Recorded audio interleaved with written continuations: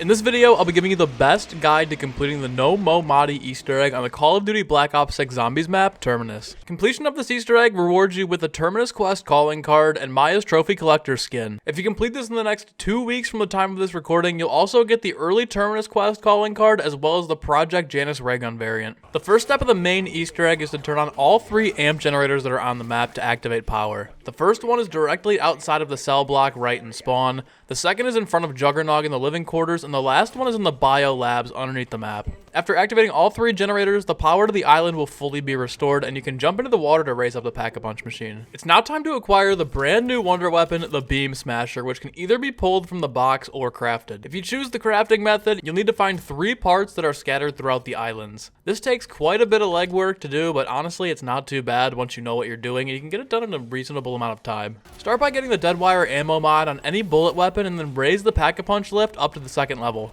After it recharges, call it back down, and on the way down there will be 3 electrical boxes you need to shoot with your Deadwire weapon in this specific order. The first is in the overlook room directly in front of the device you use to control the lift. The second is on the wall above you to the right, and the last one is back up behind where the Pack-a-Punch machine would have been if the lift was fully raised. If you manage to hit all 3, head up to the living quarters and you'll find a 4th electrical box on the wall near the tentacle trap. There's one final box that needs to be shot behind where you just shot your last box outside of the building.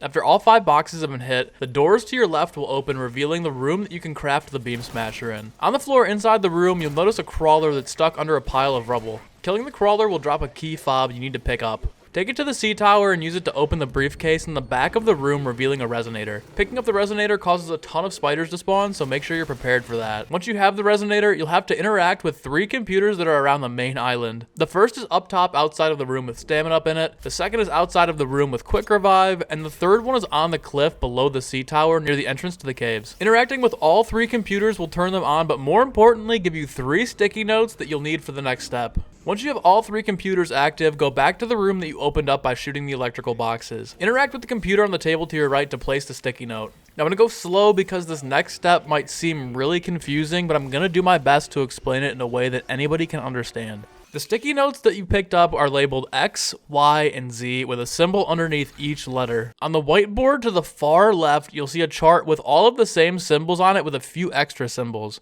Ignore literally every single symbol on the whiteboard that isn't on the sticky notes. They're just there for fluff. The symbols will be in different spots every single game, but I'm going to explain exactly how to work out my specific set of symbols so that you can get an idea of how to read your chart. In my game, the symbol on the X sticky note was located in the number 2 column above 0, making it the first number, which was 20. Again, the left number is 2 and it's above the 0, creating the number 20. So X equals 20. Again, guys, I'm really harping on it because this can be really confusing. Moving on to the Y symbol, mine was located in the 2 column above the 2, making the numbers 22. So again, Y equals 22. The Z symbol was located in the 1 column above the 0, creating the number 10. Z equals 10. Now that you've given the letters corresponding numbers, draw your attention to the whiteboard on the right, displaying some algebraic equations labeled 1 through 3. You now have to simply solve each equation using the numbers that you just figured out. If you're bad at math, just plug these into Mathway and they'll do them for you. Okay, I know that was a lot of information that may have been a little confusing, but if you've just hung in there, maybe cheated a little bit using your phone, you'll end up with 3 final numbers, 1 for each equation that we just solved. My final 3 numbers were 51, 37, 12. This is the combination you'll need to enter into the computer that you placed the sticky notes on. If you've worked out everything correctly, the computer will accept the code and display an aerial radar view of the main islands as well as the surrounding islands, signifying that you can move on to the final step for building the Beamsmasher. Crazy, I know that we're still on the wonder weapon, but believe it or not, this is actually harder than the majority of the main Easter egg steps. Ending the current round that you're on will stop the pinging on the computer and the light will land on a singular island. Head to that specific island in the game and you'll notice a colored orb. Place the resonator that you found in the briefcase underneath the orb and a beam of light will fly into one of the zombies. Killing the zombie will drop a smaller orb that you can then pick up and place into the bigger orb. Repeat this process 2 more times and the orb will eventually fly off to another island, so make sure you see which direction it goes in. Traverse to that next island and you'll find a different colored orb. Repeat exactly what you just did on the first island and the orb will fly off to another island for a final time, where you have to repeat exactly what you just did for the first 2 islands once more. A little tedious, but not too hard. After completing all 3 orbs at each island, you can pick up the last part of the Beamsmasher, the ammunition. Head back to the room with those godforsaken equations on the whiteboard and you can now craft the Beamsmasher. Now that you have the Beamsmasher, we can actually start progressing the main Easter egg a little bit. For this next step, a keycard will spawn under one of the 4 tentacle traps around the island. The first trap is located outside of the jail cells in the spawn area, the second is in the living quarters, and the third and fourth traps are located above the doorways of each of the sea tunnels leading into the biolabs. If you look carefully on the ground under one of the traps, you'll notice that there's a tiny key card. It only spawns in one random location, and in every single game it's different, and it indicates which trap you need to activate.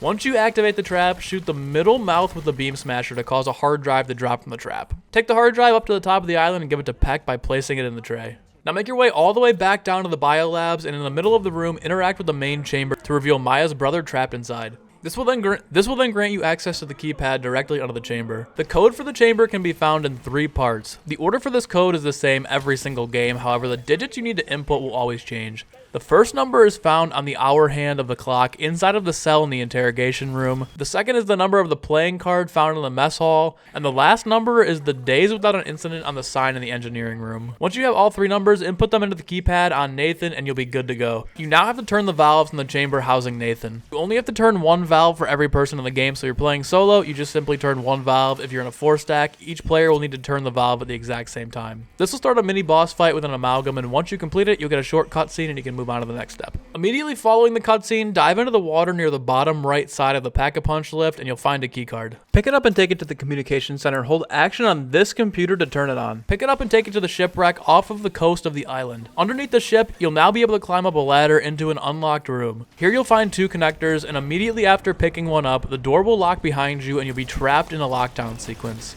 It can get pretty hectic, but if you're in here on a low round, it shouldn't be too bad. After completing the lockdown, you'll have to take the connectors to one of 2 different plugs around the map. There's 3 locations that these can be plugged into, but one of them will already have a connector plugged into it. The first is underneath the sea tower, the second is on the big island where the Armor 3 wall buy is, across from the shipwreck, and the last one is in the sea cave near Speed Cola. Like I said, 3 spots for connectors, but only 2 will be open for you to place them down at. Once you've plugged them both in, head back up to visit Peck and Strauss. Peck will now give you a hacker device, and note that only 1 player in the game can have this item, and whoever picks it up will have to do the next step. Take the hacker device and get on a boat to locate 3 buoys out in the water. They're not going to be the out of bounds buoys, they're the ones flashing with yellow lights at the top. Whoever has the hacker must interact with the side of the buoy to hack it. After the first buoy is hacked, you'll now be placed on a timer to hack the other 2 buoys. Once all 3 buoys have been hacked, a bomb step will begin. Not as bad as Gord Crovey, but still pretty hectic. You'll now have 5 minutes to make your way back to the biolab and deactivate 3 bombs that are on the walls around the room. This can be pretty tough as zombies, amalgams, and manglers will spawn in to try to stop you. If you successfully defuse all 3 bombs, the wave will end. You're about to be at the point of no return, aka the boss fight, and I would highly suggest getting stocked up with a triple pack-a-punched weapon,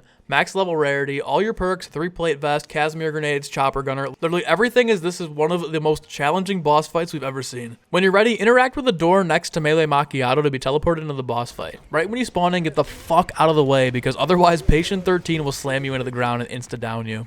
As of right now, there's no fast way to take this guy out, so it's going to be a lot of running around trying to survive while you chip away at his health. During phase 1, focus your fire on the yellow tentacles that are off in the distance. Be careful as they'll go into the water and pop up occasionally on either side of the platforms and try to ground slam you. After whittling away his health, he'll go into the water for a short while. When he returns, you'll be able to shoot the tentacles off in the distance, but his shoulders and his big main tentacles will also become targets. The shoulders and big tentacles on his arms will do critical damage and help take more of his health out faster. It's pretty much the same as phase 1, just with some extra spots to shoot. After taking him down to about a third of his health, he'll dive into the water again for a short break. When he returns, all bets are off. Zombies, manglers, and now Amalgam will be all in on the fight as you try to take down Patient 13.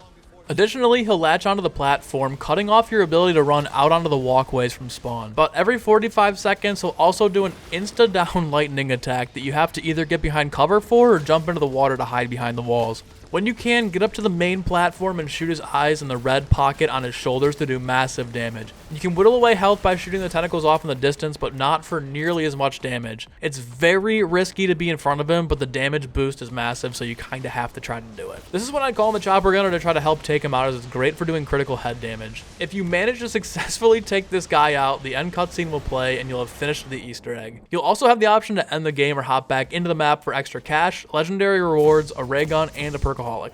I hope you enjoyed this tutorial. If you did, be sure to leave a like and subscribe for more Call of Duty Black Ops 6 Zombies content. Have a good rest of your day and stay safe.